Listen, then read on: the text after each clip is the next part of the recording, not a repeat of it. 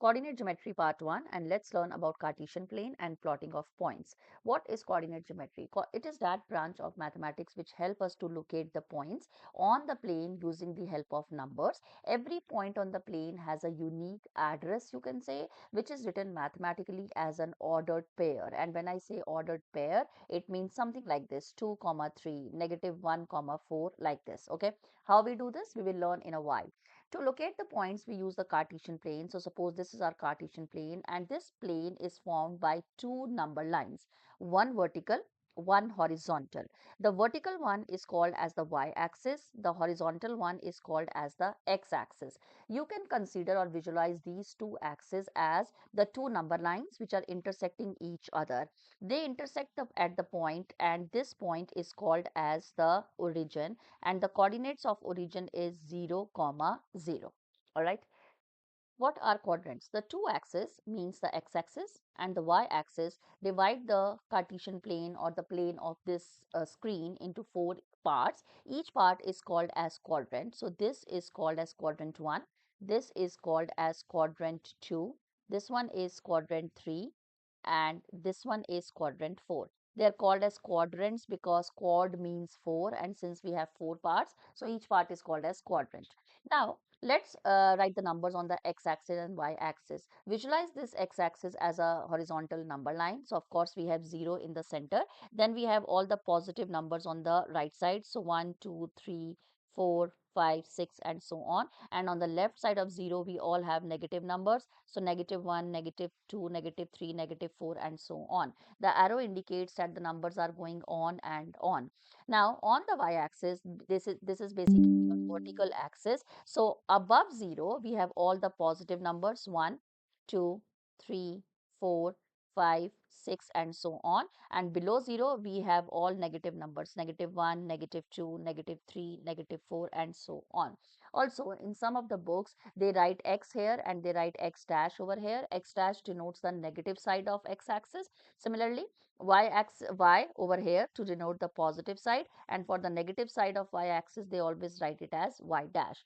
Now, you can see that in quadrant 1, the x-axis is positive because we all have positive numbers for x-axis, and y-axis is also positive. So, this y-axis is positive and this x-axis is also positive. So, in quadrant 1, your x-axis and y-axis numbers both will be positive, means their coordinates will be positive. So, first coordinates, both x and y-axis are positive.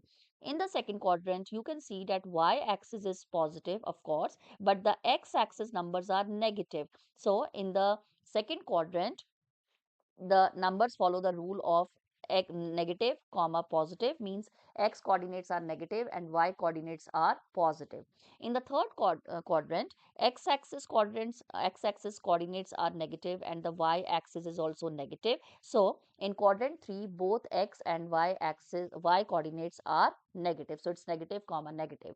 In quadrant 4, x-axis is positive and y-axis is negative. So x coordinates will be positive and y coordinates will be negative in the fourth quadrant. Every point on the Cartesian plane either lies in these quadrants or they lie on the axis itself, and that we will check in a while. Now, this is a Cartesian plane. I have taken a small graph paper and let's draw the axis. So, let's take this as y-axis. We can straighten it a little bit. Okay, perfect. And let's draw the x-axis. So, this is our x-axis. Okay, now let's draw the points. So this will be 0, then this will be 1, 2, 3, 4, 5, 6, and so on. On the left side, it's negative 1, negative 2, negative 3, negative 4, negative 5, negative 6, so on. 1, 2, 3, 4, 5, 6, and below 0, negative 1, negative 2, then this is negative 3, negative 4, negative 5, and negative 6. So this is, this is x-axis, this is y-axis. Let's plot the points 2, comma 3. First of all, are both positive? Yes. So that means they will lie in the quadrant 1. So where is 2 on the x-axis? There is 2. Okay. Where is 3 on the y-axis? Here is 3.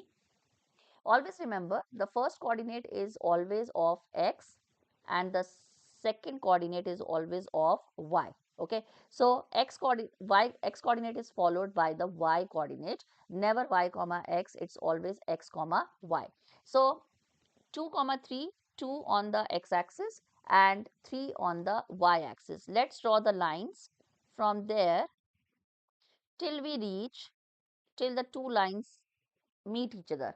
So this is the position of 2 comma 3, and we always name the points. Okay, so I can call it as a 2 comma 3. All right, so where does 2 comma 3 lies? It lies in the first quadrant. Next one, negative 1 comma 5. X is negative 1. Where is x negative 1? Over here. And then where is 5 on the y axis? Over here. So let's go up till we reach 5, and this is the point. Let's call it as B, and this is a point denoted negative 1 comma 5. So negative 1 comma 5 lies in the quadrant 2.